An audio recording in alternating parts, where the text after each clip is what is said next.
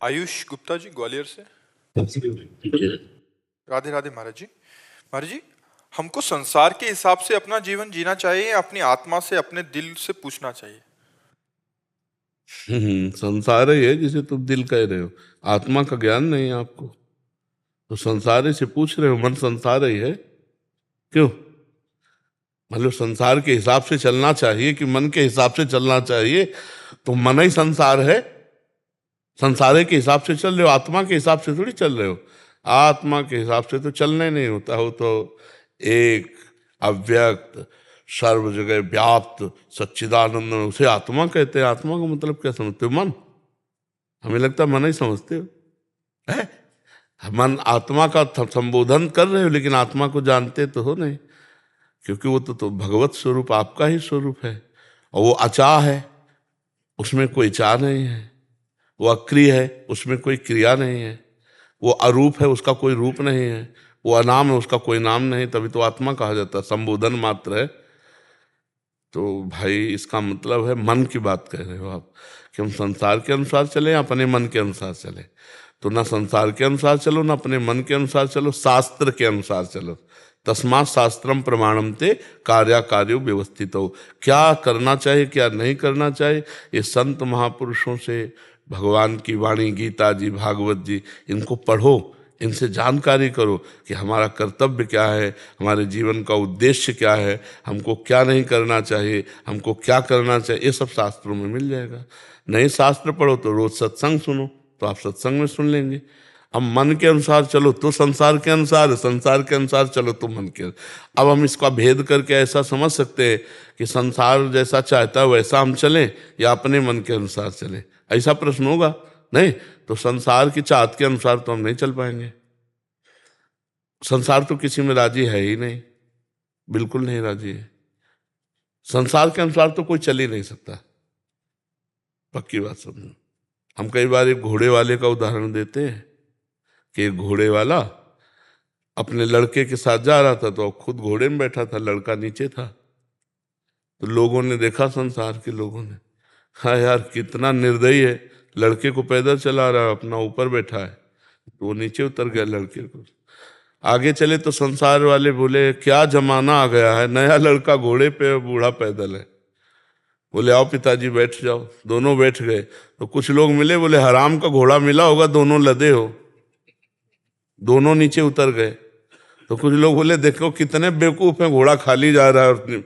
अब बताओ हमें वो संसार के अनुसार चल सकता है क्या? अपनी मस्ती में जैसा बने वैसा। समझ रहे हो? पहले आध्यात्मिक उत्तर दिया, फिर ये व्यवहारिक उत्तर है। हमको जो सही लग रहा है शास्त्र सम्मत, वो हम चल रहे हैं। तुम गाली दो या प्रशंसा करो, हमें तुमसे कोई मतलब नहीं। तो बड़ा मतलब संसार का विचित्र रूप है, ये राजी नहीं हो सकता। इसको राजी नहीं किया जा सकता, आप पक्का समझ लीजिए। बिल्कुल नहीं, इसको राजी नहीं किया जा सकता, किसी भी तरह राजी नहीं किया जा सकता। संसार को अगर लेकर चलोगे कि लोग हमारे प्रति क्या कह रहे हैं, तो चल ही नहीं सकते आप। संसार को प्रसन्न कर ही नहीं सकते। अपने हिसाब से चलो, जिनको जो कुछ तो लोग कहेंगे, हाँ अपने को सुनना है और बस ये देखना है कि हम गलत तो नहीं है। जैसे मान लो कोई कह रहा है कोई बात, तो उस बात को हमें देखना है कि कहीं हम गलत तो नहीं है। अगर गलत है तो सही कह रहे हैं, हमको सुधार करना चाहिए। अगर गलत नहीं है तो फिर भगवान जाने उनको क्या मति गति है, हमें अपने अनुसार चलना चाहिए। पर जी इस बात की निष्ठा तो जो गलत कार्य कर रहे हैं उनमें तगड़ी है। वो दारू पी रहा है और कोई भी कुछ भी कह रहा हो, पी रहा है। हाँ बात सही, बात सही। हाँ बात सही। बुरे कर्म वालों में ज्यादा निष्ठा है। भले कर्म वाले तो जैसे माला लेकर के ऑफिस गए ना, और दो चार लोग कह दिए बड़े भगत, तो अगले दिन माला लेके नहीं जाएंगे। बात सही है। अच्छे कर्म करने वालों की पक्की निष्ठा कम है, बुरे कर्म करने वालों की ज्यादा निष्ठा जोरदार है। मांस खा रहा तो कोई बोलते कुछ रहो, बोलते रहो, हाँ, और क्या गाली देते रहो, उनको कोई फर्क नहीं। वैसे चाहिए ऐसे निष्ठा। हाँ, निष्ठा ऐसे ही चाहिए अपनी धर्म की भी। धर्म की निष्ठा है वो तो खैर निष्ठा क्या पतन का मार्ग है, वो तो उनका गलत सोचना है। अगर कोई समझावे, हम कह रहे हैं कि गलत है, तो हमें सुधार कर लेना चाहिए और अच्छी निष्ठा रखनी चाहिए कि अच्छी निष्ठा में फिर लोग कुछ भी कहें हमको नहीं, किसी को नहीं बख्शते, किसी को नहीं। जान की ताकत लगा करके चाहे देश को समर्पित हो जाए, कोई उसके कोई नहीं। उसको कुछ ना कुछ अब जैसे आर्मी के भाईजान आते हैं तो हम उनका बड़ा स्वागत करते हैं, क्योंकि बहुत कष्टप्रद देश रक्षा में वो कहाँ खड़े रहते हैं। अब कुछ लोग उनको क्यों तो हम कहा संत और सैनिक हम बराबर देखते हैं, क्योंकि हिमालय में लगा दो चाहे जहां लगा दो, भोजन मिले ना मिले वो डटे हुए हैं। भादर में लगो तब पता चले कहाँ से गोली आ जाए, कब गर्दन उतर जाए, कुछ पता नहीं है। हम शहीद हो रहे हैं, जा रहे हैं आतंकवादियों से भिड़ने के लिए, 5-5 हमारे भारत के जवान शहीद हो रहे हैं, तो उनके लिए भी निष्ठा नहीं है। जो देश के लिए उनके लिए भी निष्ठा, मतलब कुछ ऐसे लोग हैं जिनको स्वभाव ही है निंदा करना, जिनका स्वभाव ही है, तो किसी की सुने ना, अपने अपने मस्ती में चले। गलत है तो हम सुधार कर ले, नहीं तो हमें किसी की चिंता नहीं करनी चाहिए। अनीता त्रिपाठी जी, प्रयागराज। राधे राधे महाराज जी। महाराज जी, नाम जप करते समय मन बहुत ही ज्यादा चंचल हो जाता है और इधर उधर भागता है। हमें लगता है अगर एकांतिक सुनते तो इसका विस्तृत उत्तर मिल जाता, पर हम सारांश में कहते हैं कि हमारा जो अभ्यास चल रहा है नाम जप का, उसमें जो मन के 2 पार्ट हैं, एक अच्छा और एक बुरा। अच्छाई की तरफ हमारा जो झुकाव हुआ ये मन से ही हुआ है। मन ना कहता तो यहां तुम नहीं आ सकते थे। तो मन की अच्छाई पार्ट में जब हम नाम जब शुरू किया तो बुराई पार्ट को साफ करने लगा, क्योंकि निर्मल मन जन सो मोह पावा। तो अब जितनी गंदगी अनंत जन्मों की भरी है वो सब निकलेगी बाहर। अब साधक इस बात में परेशान हो जाता है कि जब मैं भजन नहीं करता था तब इतना गंदा नहीं था, अब जब भजन से करने लगा तो इतना गंदा सोच, इतनी गंदी बात, वो गंदगी निकल रही है। मन अच्छा चंचल हो और नाम जब कर रहे हो तो आप निश्चित समझो फल में कोई भेद नहीं है, मन लगे ना लगे। जैसे मन नहीं लगता लेकिन आग छुआ दी जाए तो जला देगी ना। मन कहीं और हो, जहर पिला दिया जाए तो मरी जाओगे ना, क्योंकि उसका प्रभाव है।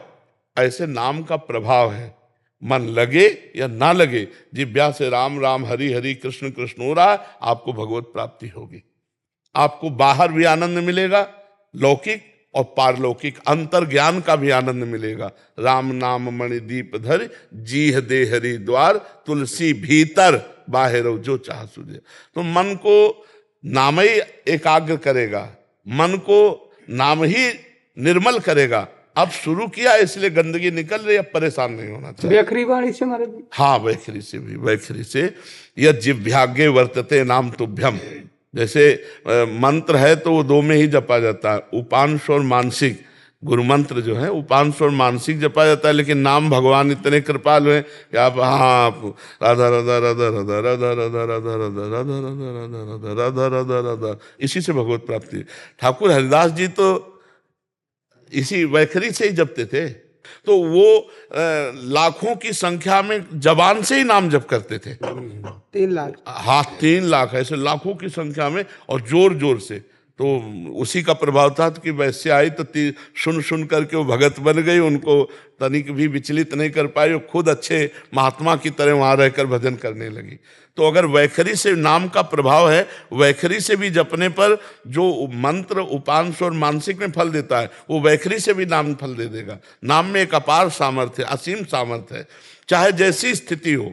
अपवित्रा पवित्रो वा सर्वावस्थांगतो पिवा या स्मृत पुंडरीकाक्षम सवायाभ्यंतरा शुचि। वाय अभ्यंतर दोनों से परम पवित्र हो जाता है। देखो भागवत जी में लिखा, यद जिह्वाग्ये वर्तते नाम तुभ्यम अहोबत सुपचतो गरीयान, यद जिह्वाग्ये, जिह्वा के अग्रभाग पर आपका नाम विराजमान हो। नाम जीह जपि जागे जोगी, नाम जीह जप। जब जीव से नाम जपने की बहुत जगह चर्चा हुई है, तो हम उसमें फला अनुसंधान में न जाएं कि वाचिक से दशांश उपांशु बड़ा, उपांशु से दशांश मानसिक बड़ा। हम राम राम कह रहे हैं, कृष्ण कृष्ण कह रहे हैं, अपने प्रभु का स्मरण कर रहे हैं। मन कहीं भी चला जाए चिंता मत करो, उसको भाग के यहीं आना पड़ेगा, क्योंकि नाम भगवान विराजमान, परम मंगल हो जाएगा। गुरुदेव भगवान, वो आप कहे थे कि आना जाना बंद कर दो तो आना जाना बंद हो जाएगा। तो आपकी कृपा, श्री जी की कृपा से पहली बार वृंदावन धाम आना हुआ। तो गुरुदेव अब जाने की इच्छा नहीं, अब नहीं जा पाएंगे वृंदावन। नहीं, ऐसा मत करो बच्चा, हमारी बात समझो। अलग अलग औषधि दी जाती है बीमार को, अलग अलग। अभी आप जवान हो, आप अभी थोड़ा कर्म करो। पढ़ाई लिखाई पूरी हुई क्या? नहीं, अभी डट के पढ़ो, डिग्री में पहुंचो, भारत की किसी सेवा में लगो, माता पिता की सेवा करो, नाम जप करो, और फिर अवसर मिले तो आके वृंदावन वास करो। नहीं, अब ऐसे कच्ची उम्र बहुत कठिन है बच्चा, बाबागिरी। देखो तुम्हें लगता है सरल है, लेकिन हम हाथ जोड़ के कहते हैं बाबागिरी के जैसा कोई कठिन कार्य असली में चलने पे, वो मनोरंजन तो भाई भी बहुत बढ़िया है, लेकिन अगर जीवन बाबागिरी में उतारने का तो सबसे कठिन बात हम आपको बता रहे हैं। अगर नाम जब करोगे और कर्तव्य का पालन करोगे तो प्रिया प्रीतम के पास पहुंच जाओगे बच्चा। और अभी नई अवस्था है, संसार देखा नहीं, भोगों को भोगा नहीं, और मन भोगों की तरफ, वही हम बताने जा रहे थे कि सबसे कठिन बात है। हम कह रहे 50 वर्ष सही चला हो और 5 मिनट गलत हो जाए तो 50 वर्ष में पानी फिर जाएगा, नहीं फिर जाएगा। अरे बोले यार, मतलब कोई नहीं समझेगा कि ये बंदा 50 वर्ष जलता रहा है, आज 5 मिनट चूक हो गई, क्षमा कर दो, कोई नहीं क्षमा करेगा। हम ये नहीं कहते कि कोई गलत नहीं है या सही है, वो भगवान जाने, लेकिन थोड़ी सी गलती, थोड़ा सा चूक पूरे जीवन को मिट्टी में मिला देगा। इसलिए हम कहते हैं गृहस्थ में रहकर भजन करो, कलिकाल है, अब जो बन गए हैं भगवान इन्हीं का निर्वाह कर दे। अगर आप नहीं पकड़ना चाहोगे तो हम आपको नहीं बदल सकते। आप बदलना चाहो तो बदल सकते हैं, अगर आप ना बदलना चाहो तो। अच्छा, महीना 2 महीना संयम से रह लो, हमारी मतलब हृदय से बात समझना, साल 2 साल नियम दे दो कि 5 साल आप ऐसे रहो, तो हिम्मत रहेगी कि 6 महीना गए, 6 महीना गए, अब 2 साल गए, पूरे जीवन भर जलना है। काम क्रोध लोभ मोह मद मत्सर खिलवाड़ समझते हो? अब जो मतलब खिलवाड़ पाखंड वो बात अलग है, सच्चाई से चलने का मतलब तलवार की धार पे चलना। तो हमें लगता है बाबा जी बनने के लिए जो सामग्री चाहिए वो सामग्री प्रायः नौजवानों में बहुत कम है, क्योंकि सब पढ़े लिखे, मोबाइल और सब गर्लफ्रेंड बॉयफ्रेंड, मतलब बहुत कठिन है बाबागिरी, बहुत कठिन है, बहुत कठिन है। मतलब हमारे ऐसे हाथ, क्योंकि पूरा जीवन इसी में गया ना, तो जैसे ये छोटे छोटे बच्चे का ना ना ना, पढ़ो लिखो, अगर नहीं ब्याह करना तो भी माता पिता की सेवा करो, कमाओ, और जब अपने इस कर्तव्य से मुक्त हो जाओ तब तक सयाने हो जाओगे, फिर अपना मार्ग चयन कर लो। बहुत कठिन है बाबागिरी, बहुत कठिन है, क्योंकि इससे निकल पाना, और निकल गए तो फिर त्रिभुवन नमस्कार करेगा। त्रिभुवन देवता भी नमस्कार करते हैं भगवान के भक्त को, पर है कठिन बात, मतलब है कठिन बात, इतनी कठिन बात है कि हमारा हृदय थर्राता है। जब हम किसी को साधु बनाते हैं ना तो थर्राता और भगवान से प्रार्थना करता है, प्रभु इसकी जीवन की बागडोर आप संभालना, ये संभाल सके ऐसी बात नहीं, आप ही संभालना, क्योंकि बहुत कठिन है भाई, बहुत कठिन है। व्यभिचार को मनोरंजन समझा जाता है, समझा जाने लगा। जहां इज्जत और धर्म और मर्यादा मानी जाती थी, वहां आज व्यभिचार को मनोरंजन माना जाता है, नहीं माना जाता है। अब सोचो कैसे साधु रहेगा, समाजे में तो रहना, समाजिक तो खाना है। कोई बिरला ऐसा घर मिलेगा जिसमें प्याज लहसुन और मांस और शराब आदि का प्रयोग न हो, बिरला। कहाँ से हम रोटी पाएंगे? अगर हम मांस में बने हुए पात्र वाले में सब्जी बनकर हमको मिल रही, भले सब्जी मिल रही, तो हमारी बुद्धि भ्रष्ट होगी ना, पवित्रता कहाँ?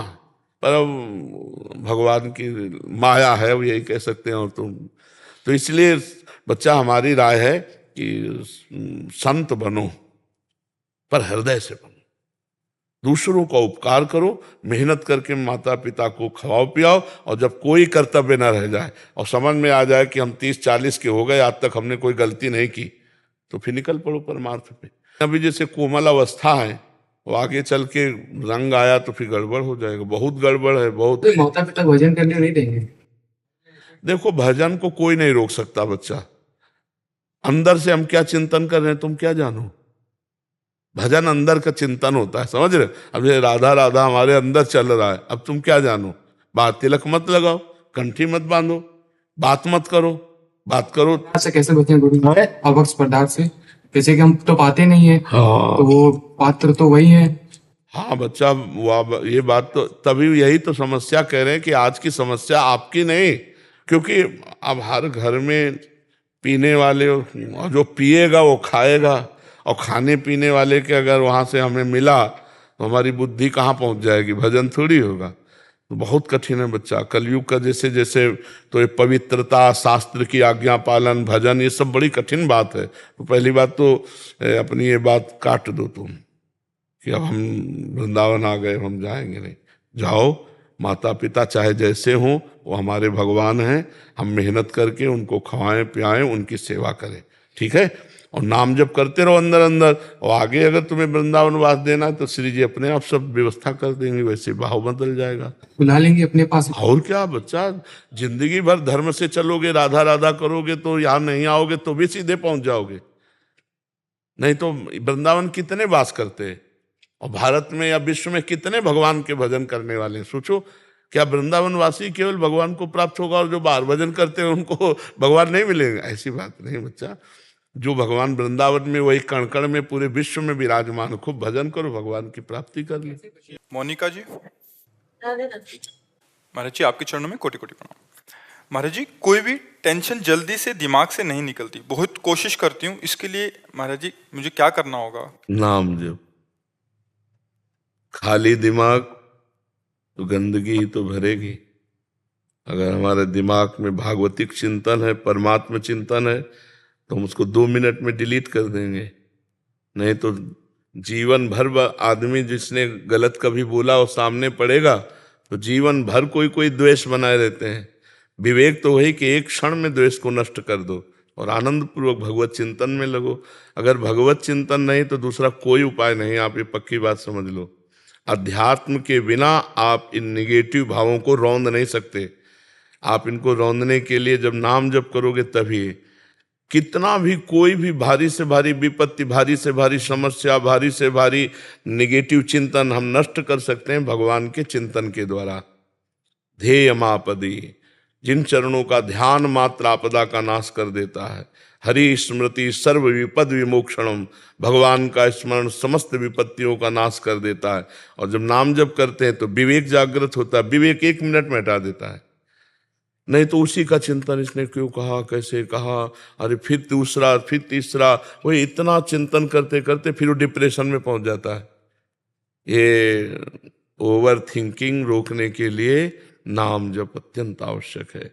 इस लोक और परलोक में आनंदित रहने के लिए, दिमाग शांत और शीतल रखने के लिए हमें भगवान का चिंतन चाहे वो राम जपो, कृष्ण जपो, हरि जपो, जो नाम जपो, बिना नाम जप किए तब लग कुशल न जीव कहूँ, सपने हूँ मन विश्राम, जब लग भजत न राम कहूँ, शोक धाम तज काम।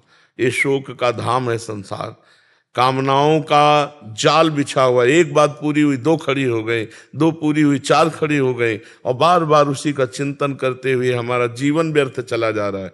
हम आनंद को तो जान ही नहीं पा रहे। आनंद किसे? हम समझ रहे हैं कामनाओं की पूर्ति से आनंद है, और कामनाओं की पूर्ति से तो और चिंता शोक बढ़ता चला जा रहा है। तो आनंद का मार्ग अध्यात्म है। हम नाम जप करते हुए सब काम करें।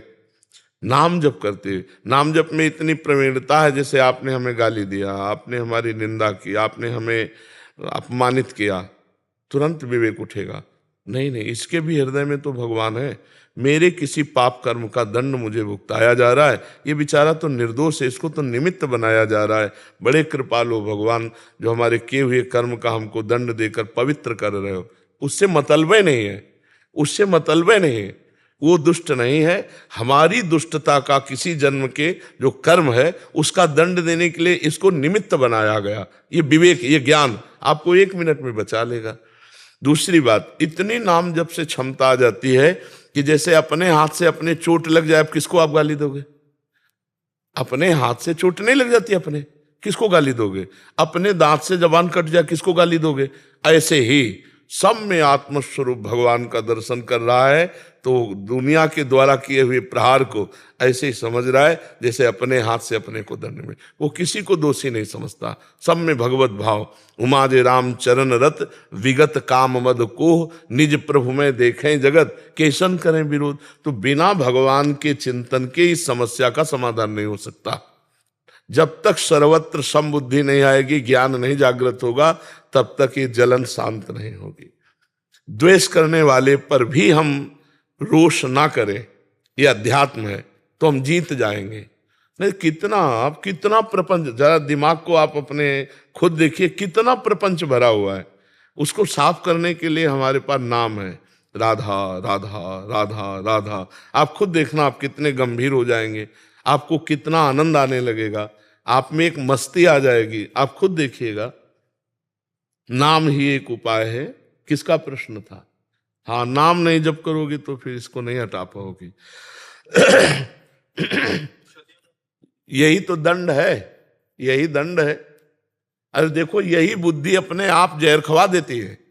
अपने हाथ से आदमी जहर खाता है, अपने हाथ से फांसी लगा लेता है, अपने हाथ से शूट कर देता है। ये वही बुद्धि है जो भगवान से विमुख हुई, संसार में सुख खोजने गई, और जब उसको कुछ नहीं मिला, धोखा मिला, या उसका निर्णय ठीक नहीं हो पा रहा, तो सोचता है यार अपने को ही खत्म कर दो। ये है बुद्धि।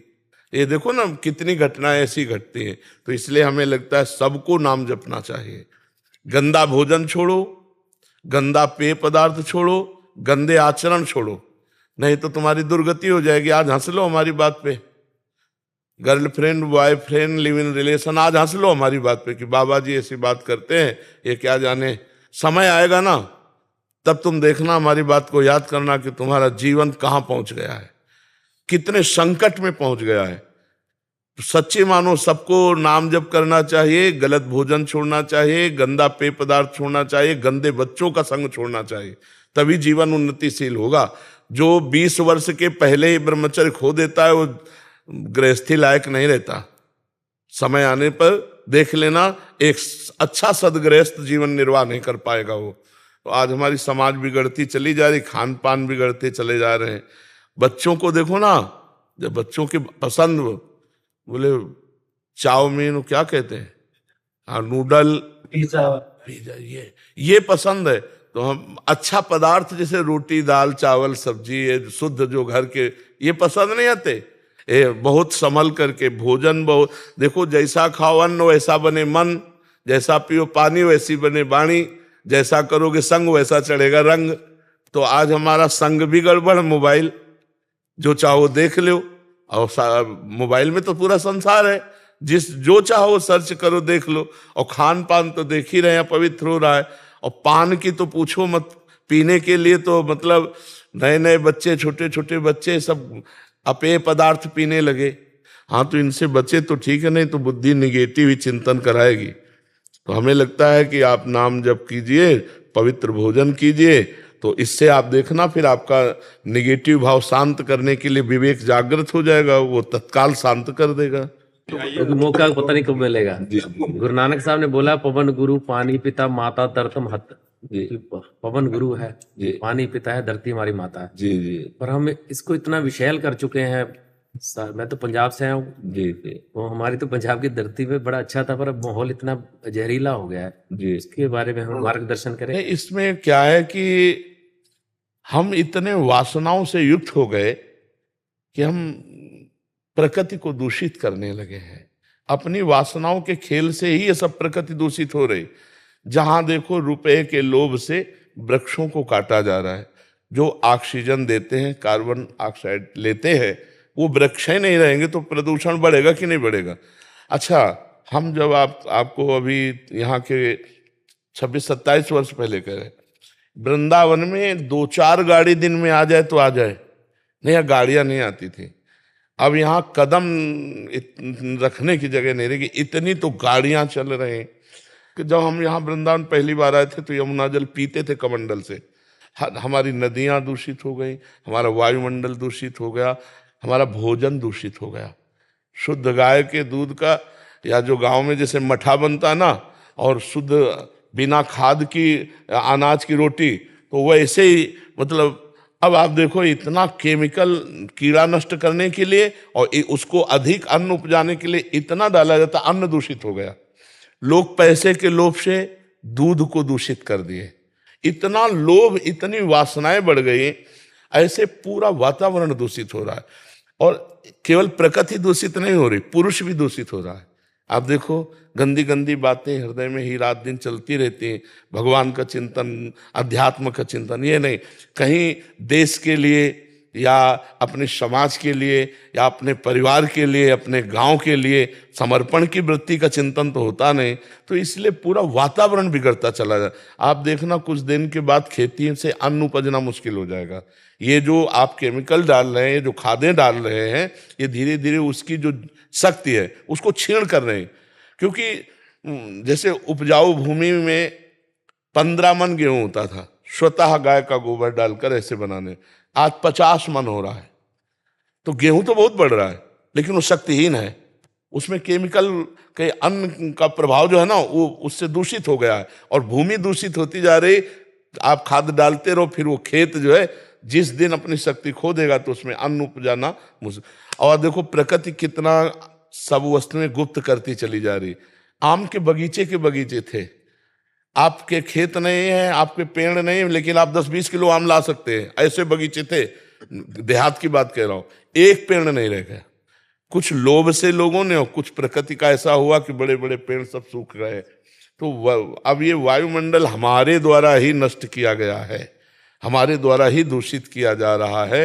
अब भगवान बुद्ध सद्बुद्धि दे तो बिना वृक्षों के, आपको हम कह रहे हैं हमारा जीवन अधूरा है।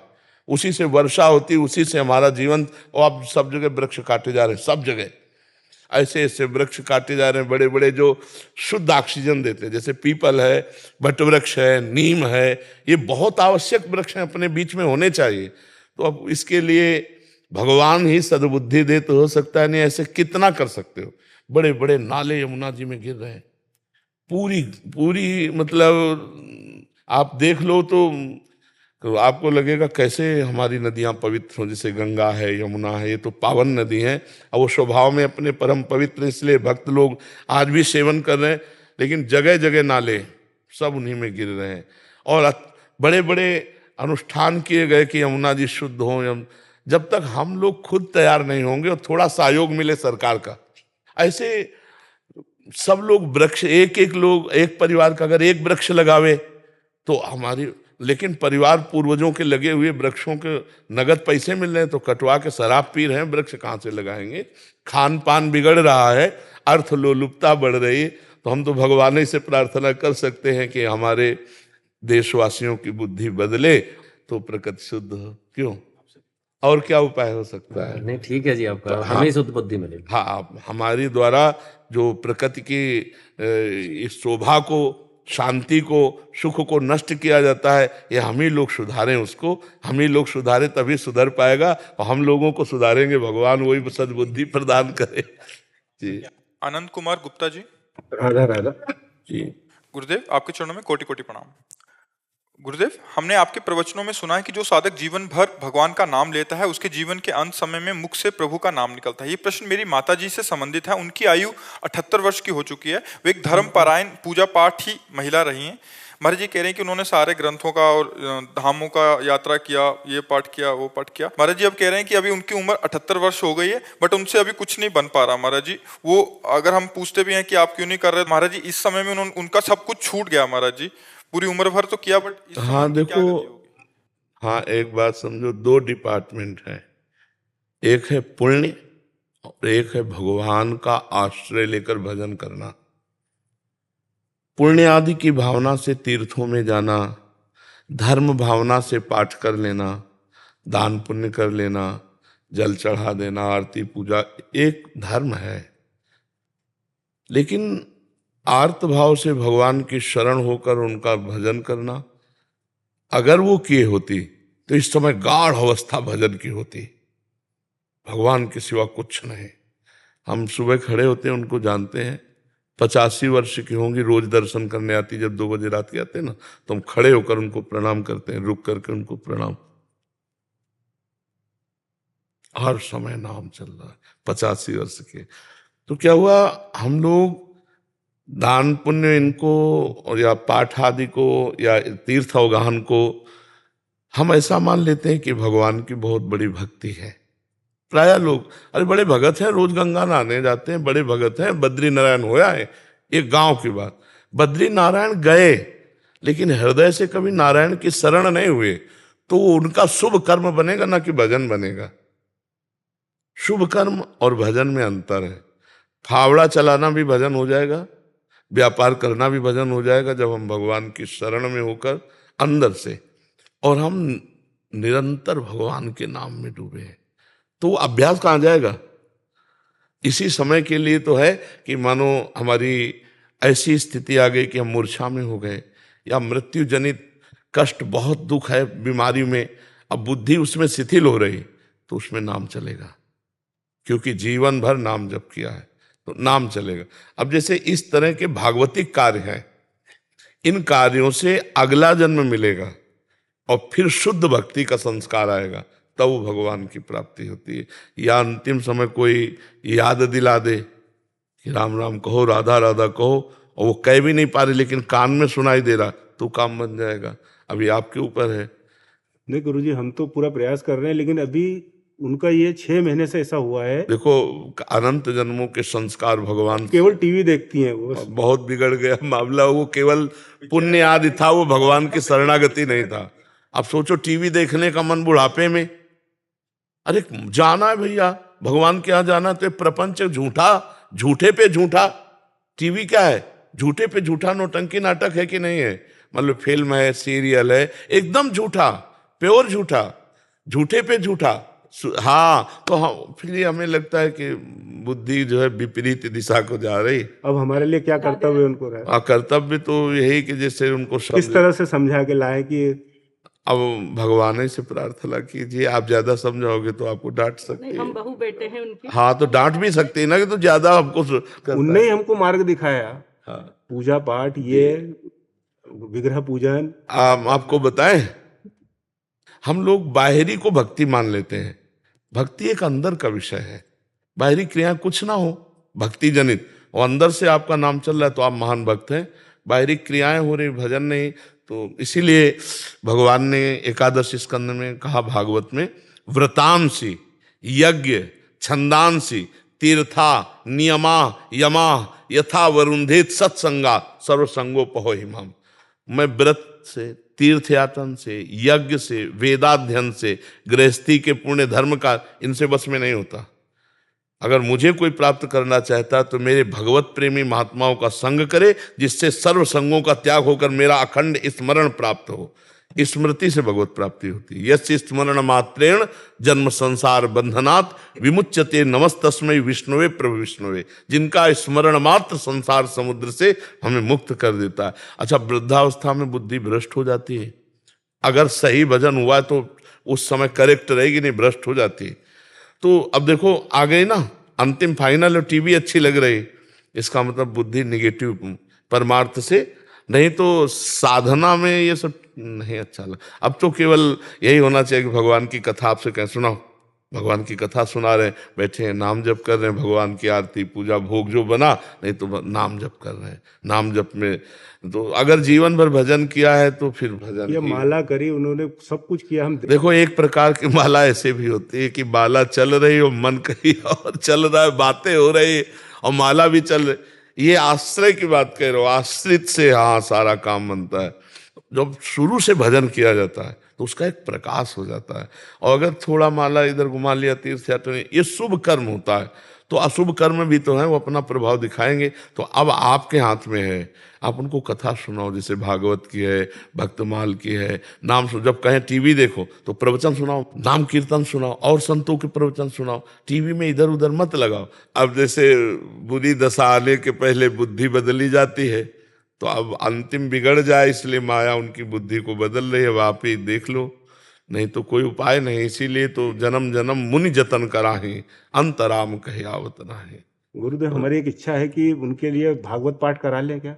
हाँ, जिंदा है अभी तो करवा लो, और अच्छा रहेगा। बिल्कुल बिल्कुल बिल्कुल, बहुत सुंदर बहुत सुंदर बहुत सुंदर। के अंदर ही, घर के अंदर ही घर के अंदर। हाँ, वो संस्कृत वाला पाठ करवाओ, मूल संस्कृत। नहीं, वो तो बहुत बड़ा प्रोग्राम है, वो बाहरी लोग, हाँ, अपने उनके कल्याण के लिए उनके कान में शब्द पढ़ते रहे। ऐसी जगह पंडित को बैठा दो और दीपक जलाकर कलश आदि का, और फिर पूजन करवा के भागवत का 7 दिन पाठ करवा लो। 7 दिन ऐसे तो उन्होंने जीवन में भागवत कम से कम 50 बार। हाँ, देखो, हम यही बात कहते हैं कि हृदय समर्पित कहाँ है? क्या हृदय समर्पित ऐसा कर सकता है इस समय इसके तो आंसुओं से कपोल भींगे हुए, और कि प्रभु बस मैं आ रही हूँ अब आपके लायक है, रात दिन प्रभु का चिंतन, रात दिन भजन, तो फिर माना जाए कि 50 बार भागवत, एक 20 श्लोक भागवत का अगर रंग लाया होता तो क्या ऐसी स्थिति होती ना। एक भगत जी आए थे और उनका 20 साल से नाम जप कर रहा हूँ, और अपनी स्थिति बताई तो उनका भैया छेद बंद नहीं किए, और अगर भरते रहोगे तो मटकी नहीं भरेगी, छेद बंद कर दो और एक एक बूंद डालते हो तो एक दिन भर जाएगी। तो छेद को तो जल्दी कोई बंद नहीं करता। अब चलनी में गैया दुहै और दोष दैव को दे, हरि गुरु कहो न माने अपनों ही फल ले। अभी शुद्ध मार्ग का अनुसरण नहीं हुआ, नहीं तो इस समय कैसे भय लग जाता कि एक क्षण भी भगवान का विस्मरण नहीं होना चाहिए, कभी भी शरीर छूट सकता है। अब विषयों से राग, इस समय तो स्वाभाविक वैराग्य हो जाता है, वृद्धावस्था है। अब टीवी और ये सब, मतलब मुझे लगता है थोड़ा भगवान से प्रार्थना करो कि उनकी बुद्धि शुद्ध हो। आयुषा जी नागपुर से। राधे राधे महाराज जी। माँ जी, गीता के कर्म योग के सिद्धांत कर्म कर फल की चिंता मत कर का जीवन में पालन करना तो आवश्यक है, लेकिन जब परिस्थिति कठिन हो या मन अशांत हो तब दिमाग मन को शांत रखने के लिए क्या करें, क्या विचार सोचें? मन भविष्य की अनिश्चितता से भर जाता है, तो इसे वर्तमान में स्थिर कैसे रखें? भगवान पर जब हमारा भरोसा दृढ़ होने लगता है तो हमें पता है मेरे भगवान सर्वज्ञ हैं, वो मेरे भूत को भी जानते हैं, वर्तमान को भी जानते हैं और भविष्य को भी जानते हैं। हमें एकमात्र भगवान के आदेश का पालन करना है। अनन्यश्चिन्तयन्तो माम ये जनाः परिपासते तेषाम नित्याभियुक्तानाम योगक्षेमम वहाम्यहम्। मैं योगक्षेम का वहन करूंगा, आगे मैं निर्वाह करूंगा, वर्तमान में मैं निर्वाह करूंगा, पीछे को मैं देख लूंगा। योगक्षेमम, जो अप्राप्त है उसे प्राप्त करा दूंगा, जो है उसकी रक्षा कर लूंगा, दूसरा कोई उपाय नहीं। यदि भगवान का चिंतन नहीं है तो फिर डिप्रेशन में पहुंच जाओगे। यही चिंतन फंसाता चला जाएगा तो तुम्हें परेशान कर देगा। अनन्यश्चिन्तयन्तो माम, अन्य चिंतन त्यागो, अनन्य चिंतन भगवान का केवल करो। वो जो भगवान का विश्वास कर ले, भगवान की शरण में हो जाए, भगवान सबका भरण पोषण करते हैं। पूरा विश्व ब्रह्मांड उन्हीं का रचा हुआ है। अगर हम अपने विचार के द्वारा अपनी चाल, तो फिर हमारे विचार बहुत छोटे हैं, बहुत निम्न हैं और हम गिर जाएंगे। अगर हम अपने विचारों को भगवान से जोड़ देते हैं तो महान से जुड़ने के कारण जिम्मेवारी महान को हो गई। वो महान ऐसा है कि अपने शरणागत का प्रतिपल दुलार ऐसे करता है जैसे माँ अपने बच करो सदा तिनके रखवारी, जिम बालक राखे महतारी। आप केवल भगवान का चिंतन करो, भगवान के भरोसे हो जाओ, आगे बहुत बढ़िया संभाल देंगे, बहुत बढ़िया। विश्वास में बहुत बड़ी ताकत, हर काम संभाल देंगे। इसलिए मुझे लगता है आप चिंता ना करो, चिंतन करो। किसका प्रश्न था? हाँ, भगवान का चिंतन करो, वो आगे भविष्य भी बढ़िया बना देंगे। भूत में जो गलतियां हुई उनको क्षमा कर देंगे। अहम तो हम सर्वपापेभ्यो मोक्षयिष्यामि मा शुचा। बिल्कुल आनंद। हम अपने जीवन की बात कहते हैं, भगवान की शरणागति परम आनंद, परम आनंद। अगर ना मिला होता तो हम माइक से कह देते कि यार, जैसे कोई बाबा जी बनने आता है तो उसको कह देते बिल्कुल नहीं, बिल्कुल नहीं, घर जाओ ब्याह करो। बाबागिरी का मतलब समझते हो कोई खिलवाड़ थोड़ी, नाटक पाखंड करना तो खिलवाड़ है। बाबागिरी का मतलब समझते हो पूरा जीवन जलना, काम क्रोध लोभ मोह मद मत्सर हर से जलना, हर युद्ध। बिरला कोई भगवान तक पहुंच पाता है, और जो भगवान को प्राप्त हो गया तो परमानंद जानत तुम्हें तुम्हें हो जाए। फिर उसके लेकिन उस आनंद तक पहुंचने तक जितनी परीक्षाएं हैं, बैलेंस बना के चले तो बात अलग है, लेकिन सिर्फ भगवान, अब बड़ी बात हो गई। अब मतलब अब जलना पड़ेगा, अब जल के आगे बढ़ना पड़ेगा। तो ये मतलब सब कोई कमांडो तो नहीं हो जाता है, नहीं। कमांडो तो कोई आर्मी में से विशेष छांटे जाते हैं। ऐसे ही जगत में कोई विशेष होते हैं जो विशुद्ध भगवान की भक्ति, केवल भगवान लक्ष्य, कोई साइड में किसी भी तरह का भोग मिश्रित नहीं, केवल भगवान, जिनके एक भरोसो एक बल एक आस विश्वास, एक राम घनश्याम हित चातक तुलसीदास। चातक की तरह, जैसे चातक है ना, वो दूसरे वृक्ष पे नहीं बैठता जो जमीन के पानी से सींचा जाता है, वो सिर्फ आकाश के पानी से सींचे हुए वृक्ष पर बैठेगा और सिर्फ चोंच में जो आएगा स्वाति का बूंद वही पिएगा। वो गंगा जल में एक बाण मार के गिरा दिया चातक को, तो ऐसे चोच किए था। तो दूसरे पक्षियों ने, गोस्वामी तुलसीदास जी ने लिखा इस विषय, दूसरे पक्षियों ने पूछा कि अरे गंगा का पुण्य जल अगर तुम्हारे मुंह में चला जाएगा तो मुक्त हो जाओगे। तो उनका मुक्त तो हो जाएंगे, लेकिन हम चातक है, हमारी आन टूट जाएगी। मैं सिर्फ आकाश से बरसे हुए स्वाति जल को लेता हूं, नहीं तो इसीलिए गर्दन उठा के मरते दम तक हमारी चोंच में गंगा का पानी न चला जाए। ये एक राम घनश्याम हित चातक तुलसीदास। चातक की तरह भगवान में चलना ये थोड़ा कठिन बात है, लेकिन भगवान बल देते हैं, वैसे चलाते हैं। तो भगवान का नाम सर्वमंगलकारी है। हाँ, ये कुछ परिस्थिति कुछ समय के लिए ऐसी आती है जिसमें लगता है कि हमें भगवान क्या रक्षा नहीं कर रहे, क्या भगवान हमारे साथ नहीं है क्या, मतलब ऐसी परिस्थिति आती है। अब जैसे 12 वर्ष का वनवास, 1 वर्ष का अज्ञातवास, महाराज युधिष्ठिर, कुछ परिस्थितियां ऐसी भक्ति के जीवन में आती को, पर जहां भगवान का आश्रय हुआ तो प्रकाश हो जाता है। द्रौपदी जी पहले अन्य का आश्रय लिए थे, और जो भी देखा अब तो वस्त्र हटने वाला है, सो हे गोविंद द्वारिका, बस खत्म खेल। प्रकाश ही प्रकाश, वस्त्र का, यही भगवान का वस्त्रावतार हो गया।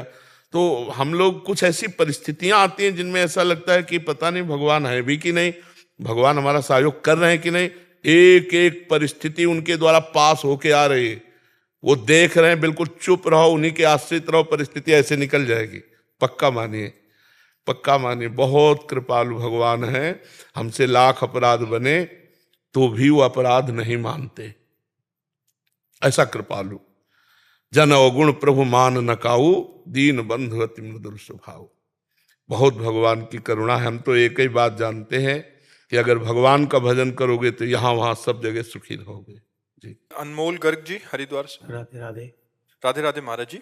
महाराज जी, कीर्ति अकीर्ति, सफलता असफलता के चक्र से कैसे बचें? ऐसे बच्चे, जोई जोई प्यारो करे सोई मोहि भावे। जब इस पे आ जाओगे तो भावे मोहि जोई, सोई सोई करे प्यारे। अगर मेरे प्यारे मुझे अपकीर्ति दिए हैं तो बहुत मंगल विधान है।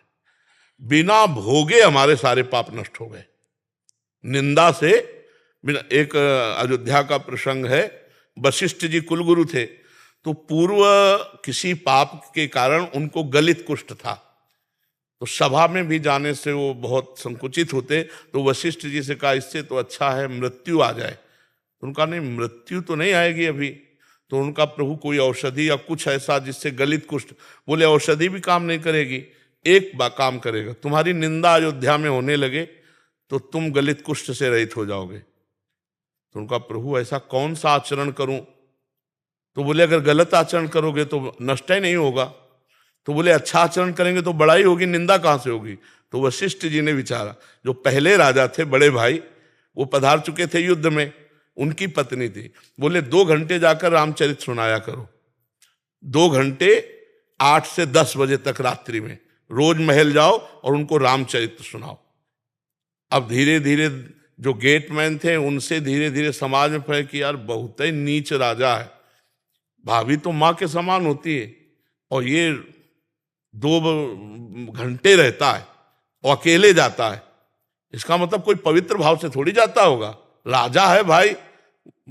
अब पूरे नगर में निंदाएं फैलने लगी कि ये जो राजा है तो बहुत अपवित्र आचरण वाला है अपने, और वो राजा के रामचरितमानस सुनाते, सारा गलित कुष्ठ नष्ट होने लगा।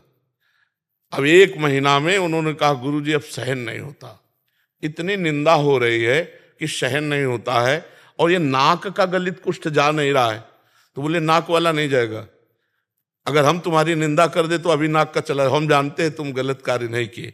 फिर पूरी सभा को बुलाया, जब गलित कुष्ठ खत्म हो गया, और उनकी भाभी को बुलाया और कहा ये 2 घंटे क्या करते? तो गुरुजी ये रामचरितमानस सुनाते हैं जाकर।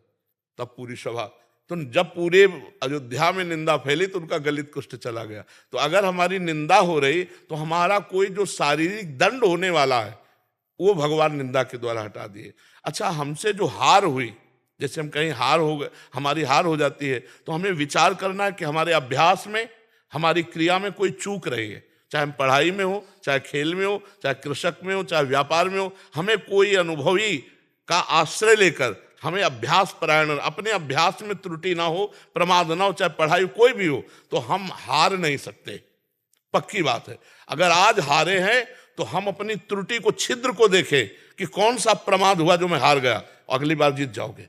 अभ्यास योग युक्तेन, अभ्यास योग से युक्त हो जाओ तो कुछ भी कर सकते हो, कुछ भी कर सकते हो। बहुत बड़ा बल अभ्यास में है। तो इसलिए हम ऐसे विवेक के द्वारा, और ये तभी होगा जब भजन होगा। अगर नाम जप नहीं होता तो बातों से नहीं होता। जिस समय हारोगे ना, हमने अच्छे अच्छे को रोते देखा, चाहे वो खिलाड़ी हो चाहे कोई हो, जो हारा ना तो वह आंसू से। और भगवान कह रहे सुख दुखे समय कृत्वा लाभा लाभो जया जयऊ, सुख दुख में, लाभ हानि में, जय पराजय में समान भाव रखो। तो ये भाव तो भजन करने से आएगा और विचार पूर्वक, विचार से चलने से आएगा। और भगवान की सब में कृपा है, हार में भी कृपा है, जीत में भी कृपा है, हानि में भी कृपा है, लाभ में भी कृपा है। पर वो विवेक होना चाहिए जो कृपा देख सके। जैसे एक राजा के मंत्री थे, वो बड़े सत्संगी थे, तो उनका अभ्यास पड़ गया था कि जैसे कुछ भी हो तो कहते भगवान की बड़ी कृपा। तो राजा के साथ शिकार खेलने गए थे, प्रत्यंचा खींची और चूक हो गई तो अंगूठा यहां से कट गया।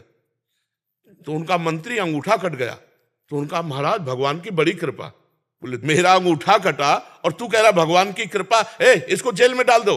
बोले ये भी भगवान की बड़ी कृपा। उनको अनुभव था कि मंगल भवन भगवान से कभी अमंगल हो ही नहीं सकता। वो सत्संगी थे। अब वो तो तुरंत आज भी है कि अगर हाथ कट जाए तुरंत उसको डॉक्टर के पास ले जाया जाए, विज्ञ डॉक्टर हो तो हाथ संचालन कर। और उस समय तो औषधियों का जोर था, अंगूठा कुछ दिन में ठीक हो गया। फिर शिकार खेलने गए तो कुछ सैनिक संग थे, मंत्री तो जेल में थे, तो सैनिक पीछे रह गए, उनका घोड़ा आगे बढ़ गया। तो दूसरी सीमा में एक मनुष्य को ढूंढा जा रहा था नरबली देने के लिए। तो जो ही राजा को देखा तो दूसरे राजा ने अपने सैनिकों के साथ उनको कवर कर लिया कि इससे बढ़िया क्या होगा। पड़ोसी राजा, अब राजा को पकड़ लिया गया, बंदी बना के ले गए, स्नान आदि कराया। और जब बलि के लिए ले जाने लगे तो देखा अंगूठा में कटे का चिन्ह। तो उसी की बलि चढ़ाई जाती है जो तनिक भी अंग भंग न हो। तब उन्होंने कहा भाई ये तो बलि देने लायक नहीं, छोड़ो इसको। छोड़ दिया। अब उनको लगा यार मंत्री ने ठीक कहा था, अगर अंगूठा ना कटा होता तो गला कट जाता। भगवान की बड़ी कृपा। लेकिन मंत्री जेल में सड़ रहा है, मंत्री पद से हटकर जब उसको जेल में डाला तो उसने कहा बड़ी कृपा। अब गए सीधे मंत्री को बुलाया और कहा भाई हमारा अंगूठा अगर ना कटा होता तो गला कट जाता, पूरी बात बताई। लेकिन तुम जेल में सड़ रहे हो, ये कौन सी तुम्हारी कृपा। बोले महाराज मैं मंत्री हूं, सैनिक कहीं भी पीछे रह जाते मेरा घोड़ा आपके साथ होता, और आप बंदी बनाए जाते मैं बनाया। आप तो अंगूठे के कटे होने से बच जाते, लेकिन मेरी बलि चढ़ जाती। तो भगवान ने मुझे जेल में रखा है, बड़ी कृपा। तो अगर हम वास्तविक विश्वास करें तो भगवान जो करते हैं उसमें कृपा ही है, पक्का कृपा है, उसमें हम संशय ना करें, भगवान के भरोसे रहें, नाम जप करें। हम वर्तमान की स्थिति को मतलब प्रतिकूल है तो हम समझते हैं ये क्या भगवान की कृपा होगी, लेकिन परिणाम में निश्चित भगवान की कृपा है। आगे चलकर विवेक से देखेंगे तो भगवान की कृपा है। जी।